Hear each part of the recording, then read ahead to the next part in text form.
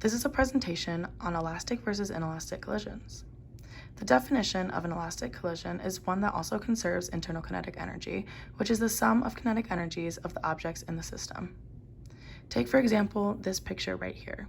You have two separate objects with two separate masses, and also they have two separate velocities. Before the collision, they are heading towards each other. And as you can see, after the collision, they're heading away from each other, but they still maintain the same masses as before. The definition of an inelastic collision is one in which the internal kinetic energy changes, it is not conserved. This lack of conservation means that the forces between colliding objects may remove or add internal kinetic energy. As you can see in this picture on the left, this is similar to the inelastic collision. You have mass 1 and mass 2 heading towards each other with separate velocities.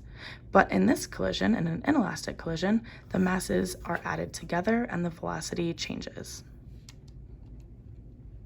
In a perfectly inelastic collision, internal kinetic energy is not conserved, as said before, and that is because some internal kinetic energy is lost to sound or friction. Take, for example, this car crash. The car and the speed bike are going towards each other, and when they crash, there is some internal kinetic energy that is lost to the sound of the car crash.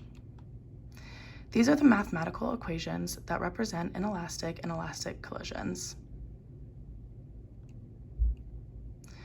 To summarize, internal kinetic energy is maintained in elastic collisions, while internal kinetic energy is changed in inelastic collisions.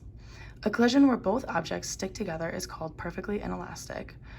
Collisions usually fall on a spectrum favoring one collision, inelastic or elastic, or the other, but are rarely perfectly elastic or perfectly inelastic. Thanks for listening.